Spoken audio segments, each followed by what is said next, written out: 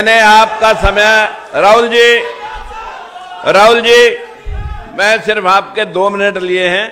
वो सभी लोग जो 104 पार्टियां आज कांग्रेस को बिना शर्त समर्थन देने के लिए हाथ खड़ा करके जरा एक बार सभी वो लोग जो लोग हमारे साथ जुड़े और पूरे देश के अंदर झंडा बुलंद करके दिखाएंगे, भाई राहुल जी को इंश्योर करते हैं। और ये पूरे देश के ऊपर भी जो लोग हाथ उठा रहे हैं, ये आप एक बार देख लें, ये सभी वो लोग हैं जिन्होंने बिना किसी स्वार्थ के आज कांग्रेस पार्टी ने जो एजेंडा लिया है, जो आपने एजेंडा लिया है, कांग्रेस पार्टी तो पहले भी थी, लेकिन जो आपने एजेंडा लिया है उस एजेंडे के लिए हम आपको सर्वसम्मति से धन्यवाद के साथ साथ समर्थन पहले दे चुके हैं। आपके दिशा निर्देश की इंतजार में है कि जो आपके दिशा निर्देश होंगे उसके लिए हम आपके और आपके मिशन के साथ जुड़ करके कंधे से कंधा मिला करके इस देश में इस पाखंडी सरकार को हटाएंगे और देश के अंदर न्याय, सामाजिक न्याय की व्यवस्था को कायम करेंगे। इन्हीं शब्दों के साथ भाई राहुल जी का और पूरी टीम का धन्यवाद। नमस्कार। Thank you. Rajkumar Saini ji, Savitri Bai Phule ji, supple जी, देशपांडे जी, भाइयों और बहनों, प्रेस के हमारे मित्रों, आप सबका यहां बहुत बहुत स्वागत, नमस्कार। कैसे हैं आप? मैनिफेस्टो आपको अच्छा लगा? आपने देखा होगा कि प्रधानमंत्री पैनिक कर गए हैं।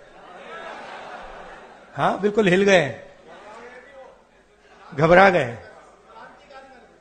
क्रांतिकारी मैनिफेस्टो है। तो मैं शुरुआत एक कहानी से करना चाहता हूं जिसने ये जो ओबीसी, दलित, आदिवासी की पॉलिटिक्स है, उस डायरेक्शन में उसको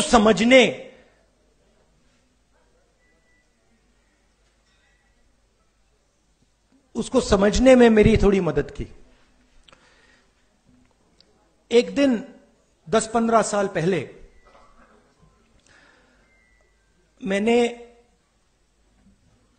एक अखबार में छोटी सी न्यूज देखी कि हिंदुस्तान की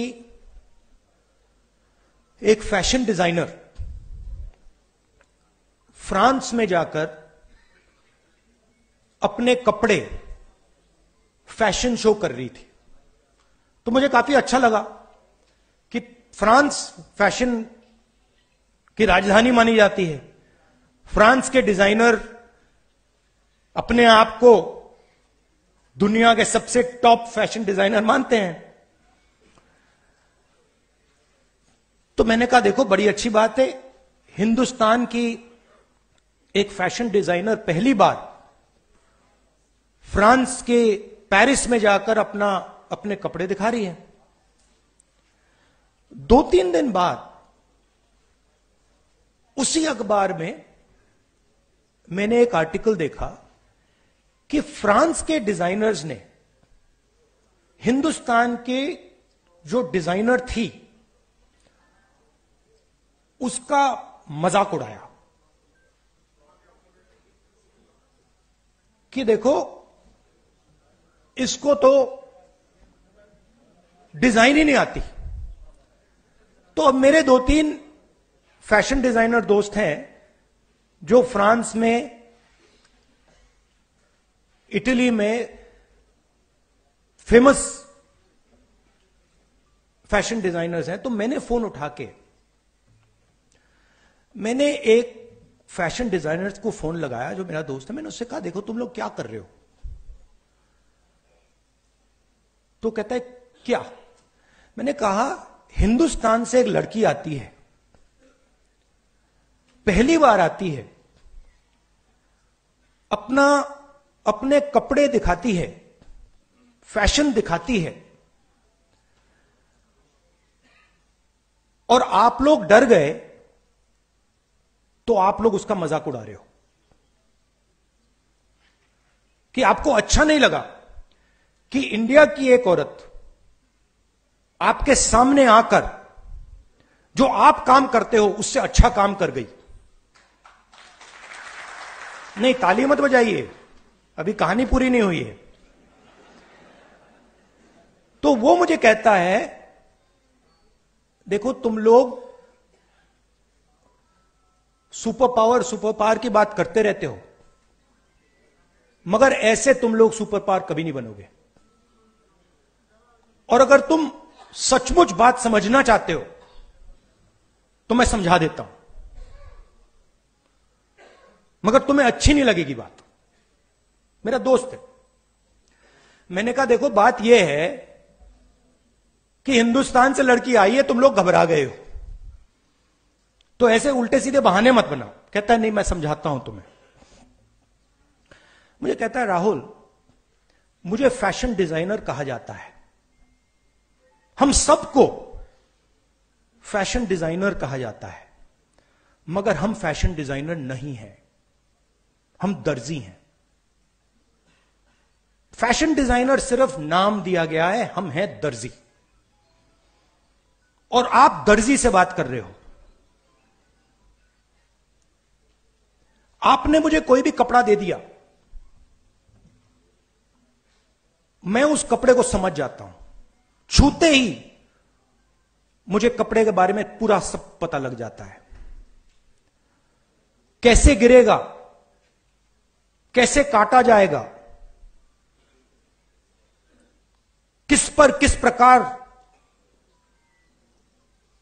लगाया जाएगा, मैं सब जानता हूं, मैं कारीगर हूं।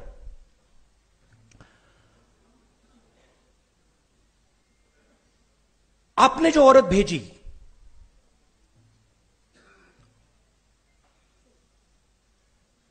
वो कपड़े को नहीं समझती है। वो जो ड्रेस वो दिखा रही थी वो उसने नहीं बनाया है। उसके बैक ऑफिस में एक दर्जी बैठा हुआ है जो कपड़े को समझता है।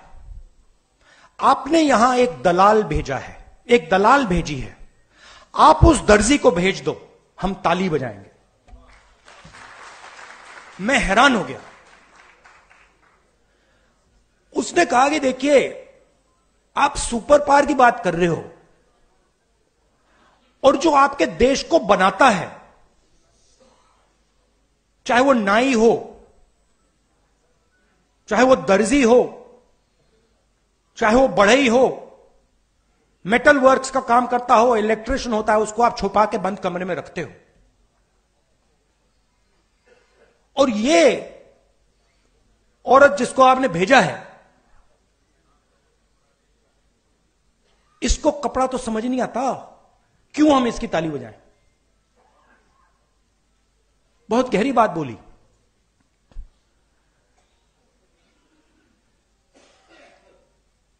और उसके बाद मैं सोचने लगा। फिर मीडिया में मेरे बारे में कहते थे कि पॉलिटिक्स में इंटरेस्टेड नहीं है, नॉन सीरियस है। आपने देखा होगा मीडिया में 24 घंटा non serious, non serious, non serious. MNREGA non serious, जमीन अधिकरण bill non serious, Niyamgiri non serious, Bhatta Parsaul non serious, Amitabh Bachchan, Aishwarya Rai, Virat Kohli serious. मतलब हिंदुस्तान की पॉलिटिक्स में मान लीजिए ये कमरा है, इसमें 1000 लोग बैठे हैं। 1000 लोग में से आप यहां पे 20 लोगों को हेडफोन दे दीजिए और माइक्रोफोन दे दीजिए, और वो 20 लोग 24 घंटा चर्चा कर रहे हैं, और 990 लोग यहां बैठे हुए हैं, उनकी ना कोई बात सुनता है, ना उनके पास लाउड स्पीकर, ना उनके पास माइक्रोफोन, हेडफोन, वो देखते रह जाते हैं। और जब भी कोई 90% की बात करता है तो वो नॉन सीरियस हो जाता है। तो मैंने शुरू किया, मैंने कहा देखता हूं ये जो लोग कह रहे हैं नॉन सीरियस, इनकी कंपनीज में इनके स्टेक होल्डर्स कौन है, इनके जो बड़े बड़े पत्रकार हैं, जो एंकर्स हैं, मैंने इनके नाम निकालने शुरू किए। 95% का इनमें एक है ही नहीं, एक ओबीसी नहीं है, एक ओबीसी एंकर नहीं है हिंदुस्तान में।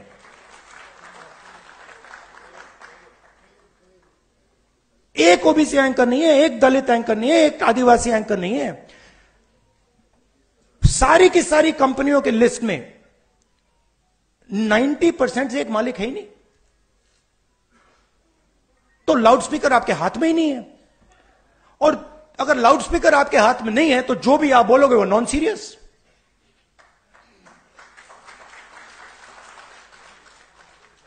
मैंने अगर इनके हाथ में लाउडस्पीकर दे रखा है, मतलब फुल पावर वाला लाउडस्पीकर, तो बाकी सब बोले ना बोले वो तो नॉन सीरियस ही होगा। वो सीरियस तो वही है जिनके हाथ में लाउडस्पीकर है।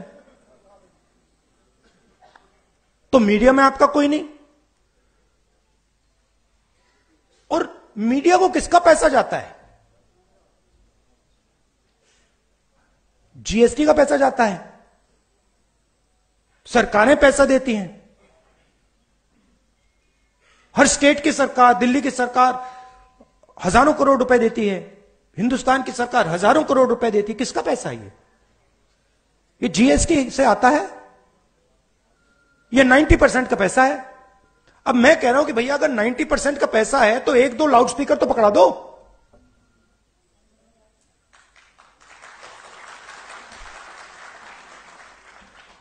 उसके बाद मैंने कहा ठीक है, मीडिया में कोई नहीं तो जुडिशरी को देखते हैं। 650 हाईकोर्ट जजेस हैं, 90% आबादी के पास 650 में से 100, और वो भी छोटे छोटे। और जब तक आप सुप्रीम कोर्ट में पहुंचोगे खत्म। चलिए बड़ी बड़ी कंपनियों को देखते हैं। 200 सबसे बड़ी कंपनियां हिंदुस्तान में, उनके मालिकों की लिस्ट निकालो। 16 लाख करोड़ रुपए, 16 लाख करोड़ रुपए उन 200 में से 25 लोगों को नरेंद्र मोदी ने दिया है। 16 लाख करोड़ रुपया, मतलब अगर आप 25 बार किसान कर्जा माफ करो, हिंदुस्तान का किसान का कर्जा 25 बार माफ करो, उतना पैसा नरेंद्र मोदी ने 25 लोगों को दिया है। 200 में से एक ओबीसी नहीं, एक दलित नहीं, एक आदिवासी नहीं। उनकी सीनियर मैनेजमेंट में एक दलित नहीं, एक आदिवासी नहीं, एक ओबीसी नहीं। तो जहां भी देखो, मीडिया में देखो, प्राइवेट अस्पतालों को देखो, बड़ी बड़ी कंपनियों को देखो, जुडिशियल सिस्टम को देखो, जहां भी देखो कोई है ही नहीं वहां पे। 90% का कोई है ही नहीं। अब मुझे फ्रैंकली जात में इंटरेस्ट नहीं है, मुझे इंटरेस्ट न्याय में है।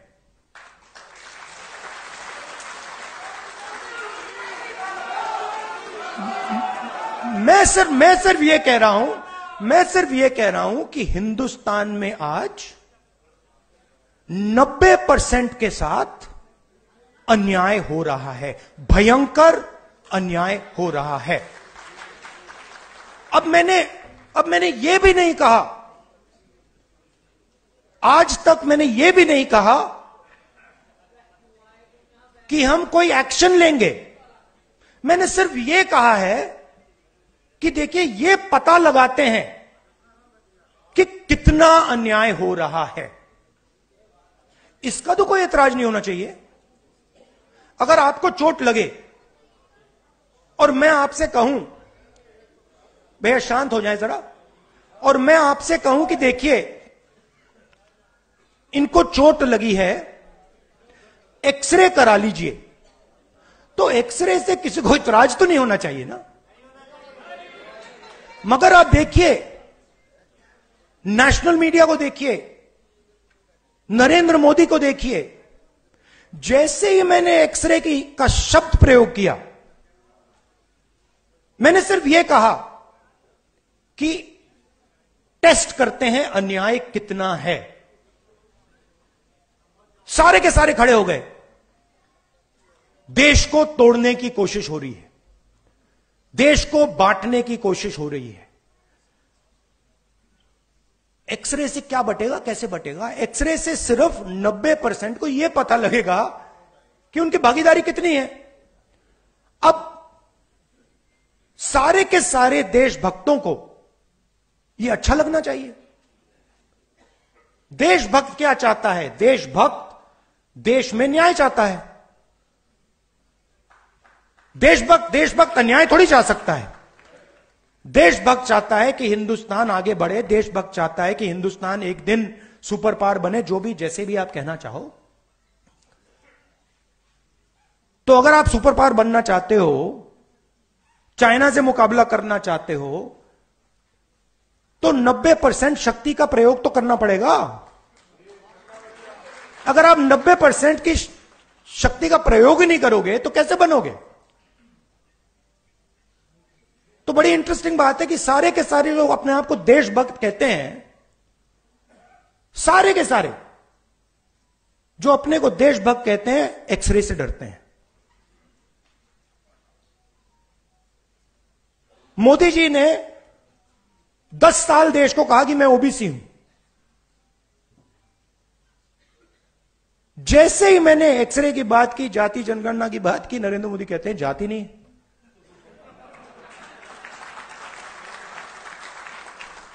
अरे जात नहीं है तो आप ओबीसी कैसे?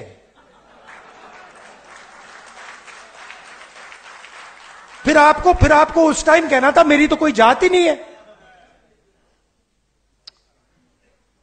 और फिर कहते हैं हिंदुस्तान में सिर्फ 2 जात हैं, अमीर और गरीब। ठीक है, अगर आप यह बात मानते हो कि हिंदुस्तान में सिर्फ 2 जात है, अमीर और गरीब, तो मैं आपसे कहता हूं कि गरीबों की लिस्ट निकालिए, उसमें आपको ओबीसी, दलित, आदिवासी मिल जाएंगे। और अमीरों की लिस्ट निकालिए, उसमें आपको 1 दलित, 1 आदिवासी, 1 पिछड़ा नहीं मिलेगा। नहीं मिलेगा। तो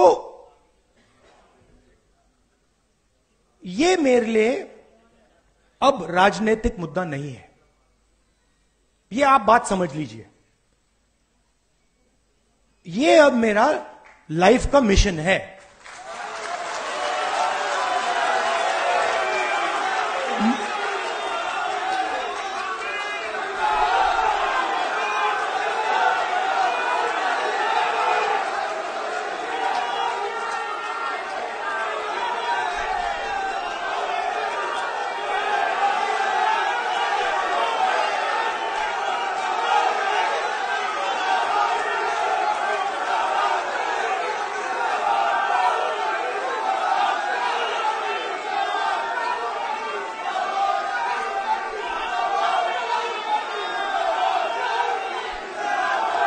सुनिए, अब लाइफ मिशन में और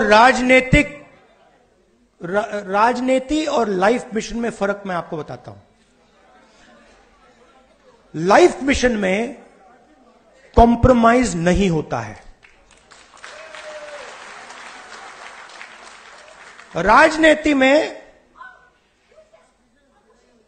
राजनीति में कॉम्प्रोमाइज किया जा सकता है, लाइफ मिशन में कॉम्प्रोमाइज नहीं होता। और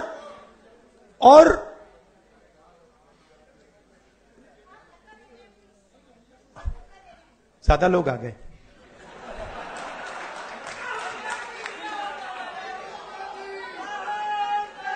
और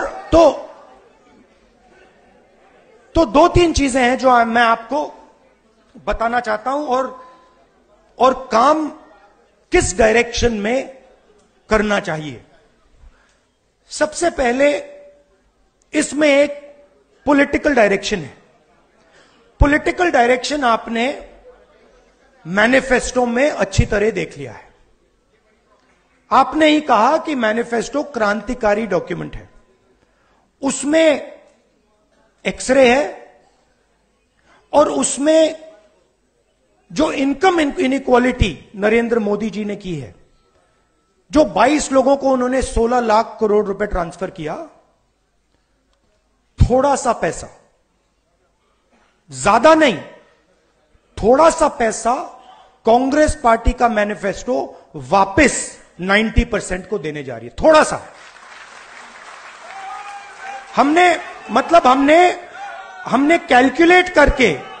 हमने कैलकुलेट करके 16 लाख करोड़ रुपए नहीं दिया, कैलकुलेट करके हमने जो हमें लगा,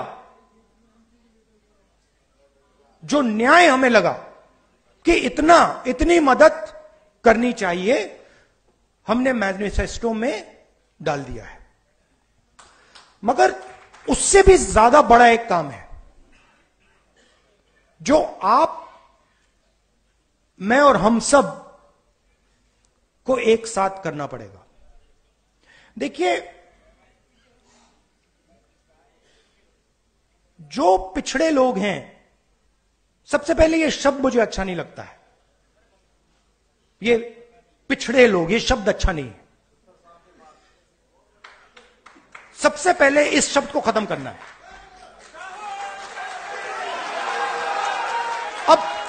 अब इसका मतलब क्या है? देखिए, आपको यह समझना है कि आपके साथ किया क्या गया है। ये जो पूरी मूवमेंट है ना बीजेपी वाली, इसका मिशन आपकी हिस्ट्री को मिटाने का है कि आप लोग अपनी हिस्ट्री ना पहचानो और ना समझो। तो एक प्रकार से आपको बीते हुए समय से काट दिया गया है। यह हुआ है आपके साथ, और आपकी हिस्ट्री है। आपकी हिस्ट्री फूले जी हैं, अंबेडकर जी हैं, नहीं, अंबेडकर जी हैं, मगर वो बहुत चुने हुए लोगों की हिस्ट्री है, 2, 3, 4 लोगों की हिस्ट्री है। मगर एक्चुअली फूले जी जैसे करोड़ों लोग थे जिन्होंने अपनी पूरी जिंदगी 24 घंटा अपना खून पसीना दिया, मगर उनकी कोई बात ही नहीं करता है। तो जो आपकी हिस्ट्री, जो आपकी हिस्ट्री है, जिसको मिटाया गया है, जिसको मिटाया गया है, उसको रिवाइव करना है। आजादी की लड़ाई में मैं आपसे पूछता हूं, आजादी की लड़ाई में आपका क्या रोल था? क्या रोल था आपका आजादी की लड़ाई में? सेंट्रल रोल था आपका आजादी की लड़ाई में।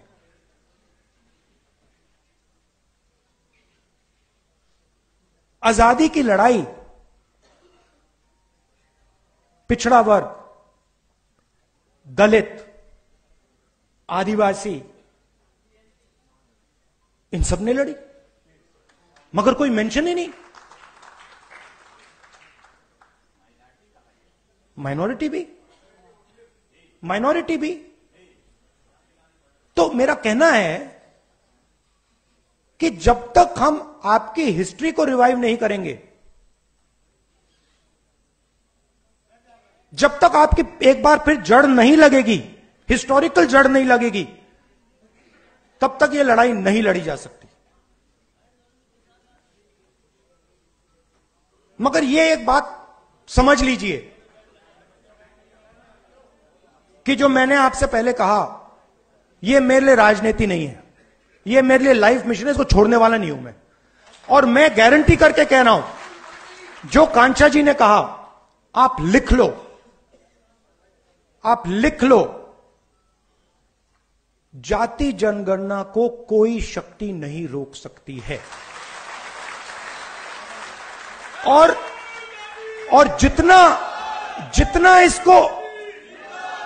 जितना इसको रोका गया, उतनी तेजी से, उतनी फोर्स से यह वापस आएगा। क्योंकि हिंदुस्तान के 90% लोगों को यह बात समझ आ गई है। शायद वो आज कह नहीं रहे हैं, खुलकर कह नहीं रहे हैं, मगर उनको बात समझ आ गई है कि हिंदुस्तान के इंस्टीट्यूशनल स्ट्रक्चर में, हिंदुस्तान की इकोनॉमी में, हिंदुस्तान के जुडिशरी में उनकी कोई जगह नहीं है। और देश 90% उनका है।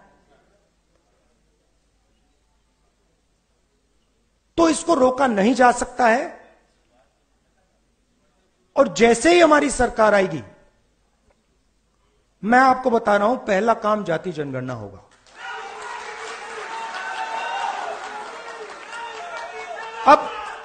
अब आपको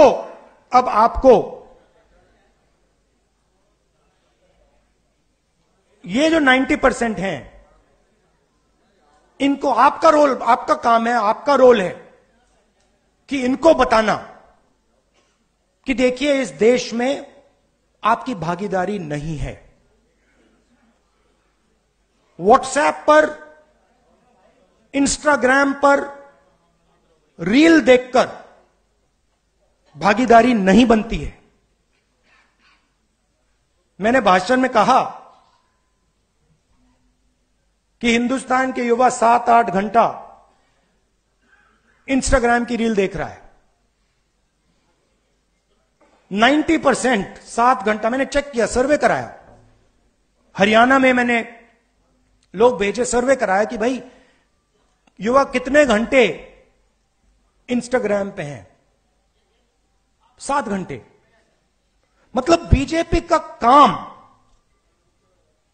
जो ओबीसी वर्ग है, दलित वर्ग है, आदिवासी वर्ग है, उनका ध्यान भटकाने का है। कभी इधर भेजेंगे, कभी उधर भेजेंगे, कभी पाकिस्तान, कभी चाइना, कभी बॉलीवुड। आप भी उसमें हैं भैया। आप भी 90% में हैं।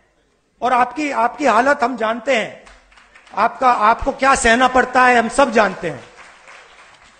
तो ये ध्यान भटकाते हैं। ये पूरा का पूरा जो इनको मूवमेंट है, इसका लक्ष्य ओबीसी का ध्यान भटकाना, यही है लक्ष्य। और प्रॉब्लम इनकी क्या है कि ध्यान को आप इतनी टाइम ही भटका सकते हो। और अब वो टाइम आ रहा है कि अब ओबीसी पूछ रहा है कि भैया ये हो क्या रहा है। मतलब राम मंदिर बन गया और उसमें हमारा एक आदमी नहीं दिखा। पार्लियामेंट नया खुल गया,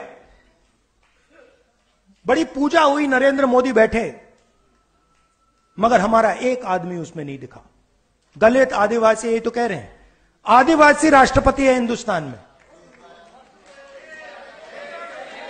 मतलब ये कौन सी भागीदारी है? हेड ऑफ स्टेट राष्ट्रपति है, नया पार्लियामेंट बन रहा है, हेड ऑफ स्टेट का काम उस पार्लियामेंट को खोलने का है, हेड ऑफ स्टेट को परे कर दिया।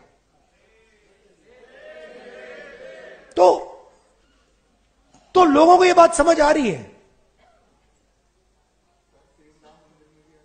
राम मंदिर में भी बिल्कुल यही हुआ। तो देश को यह समझ आ रहा है, 90% को समझ आ रहा है, और इसको हमें आगे ले जाना है। अब मैं ये भी नहीं कह रहा हूं कि हिंदुस्तान के मतलब जो बड़े बड़े बिजनेसेस हैं उनकी मदद नहीं होनी चाहिए, होनी चाहिए, कोई प्रॉब्लम नहीं है। मैं सिर्फ ये कह रहा हूं कि भैया अगर उनका 100 रुपए, उनके 100 रुपए की मदद हो रही है तो इनकी भी 100 रुपए की कर दो ना। अगर आप उनका कर्जा माफ कर रहे हो, उनका आपने 16 लाख करोड़ कर दिया और हिंदुस्तान के किसान का आपने 50 रुपए भी नहीं किया। ओबीसी स्टूडेंट्स हैं, आदिवासी स्टूडेंट्स हैं, दलित माइनॉरिटी स्टूडेंट्स हैं, उनका आपने कितना माफ किया? कुछ नहीं, फीस बढ़ा दी।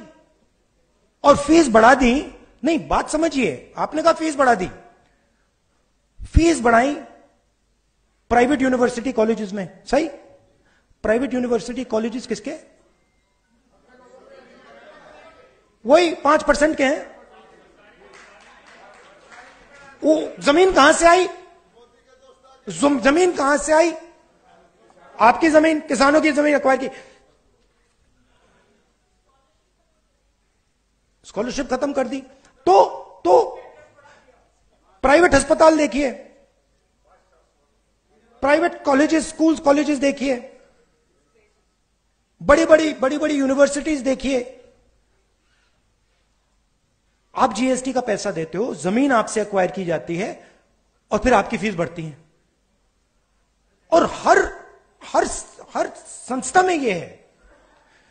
मैं आपको छोटा सा उदाहरण देता हूं, फसल बीमा योजना। मैंने ये पूरी एनालिसिस की है। फसल बीमा योजना 45,000 करोड़ रुपए हिंदुस्तान की सरकार, स्टेट की सरकार फसल बीमा योजना को देती है। फसल बीमा योजना का पैसा 16 कंपनीज को जाता है। 16 कंपनीज के मालिकों में एक ओबीसी, एक दलित, एक आदिवासी नहीं है। उनकी सीनियर मैनेजमेंट में जिनको करोड़ों रुपए की सैलरी मिलती है, उसमें एक आदिवासी, एक दलित, एक ओबीसी नहीं। फिर तूफान आता है, किसान का खेत खत्म हो जाता है। पैसा कहां से आया? जीएसटी से आया, किसान का पैसा गया। और फिर कंपनी कहती है भैया देखो, आपके खेत में तो नुकसान हुआ ही नहीं और किसान को पैसा नहीं दिया। तो कहा जाता है कि 45,000 करोड़ रुपए किसानों को जा रहे हैं, मगर होता क्या है? 45,000 करोड़ रुपए 16 कंपनी को जाते हैं। फर्टिलाइजर सब्सिडी भी यही है। जाति जनगणना से क्लैरिटी हो जाएगी। और जाति जनगणना को मैं आपको थोड़ा समझाना चाहता हूं। आप यह मत सोचिए कि जाति जनगणना सिर्फ कास्ट सर्वे है। वो जाति का सर्वे है, मगर उसमें हम इकोनॉमिक और इंस्टीट्यूशनल सर्वे भी जोड़ेंगे। मतलब क्या होगा? मतलब क्या होगा? देश को पता लग जाएगा कि इस जात में इतने लोग हैं, दलित इतने, आदिवासी इतने, गरीब जनरल कास्ट इतने, इनकी आमदनी इतनी है और हिंदुस्तान की संस्थाओं में इनकी इतनी भागीदारी है। तो पता लग जाएगा कि मीडिया में इतनी कंपनियां हिंदुस्तान की मीडिया को कंट्रोल करती हैं, इतना पैसा हिंदुस्तान की सरकार इनको दे रही है, और इस संस्था में इतने ओबीसी, इतने दलित, इतने आदिवासी।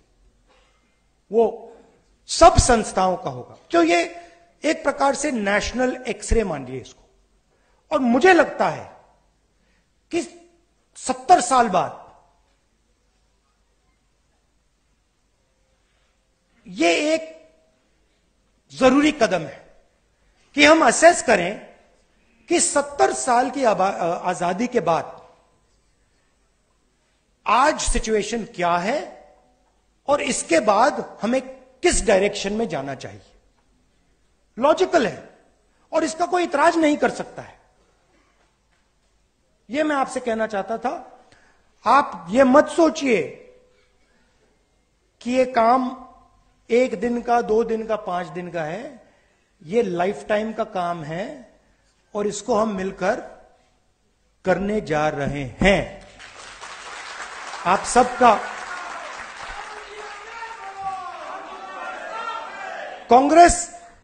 कांग्रेस जनरली क्रांतिकारी काम करती है। आजादी, कॉन्स्टिट्यूशन, हरी क्रांति, सफेद क्रांति, bank nationalisation, privy purse, computer revolution, ये कांग्रेस का अब नया क्रांतिकारी मिशन है। धन्यवाद।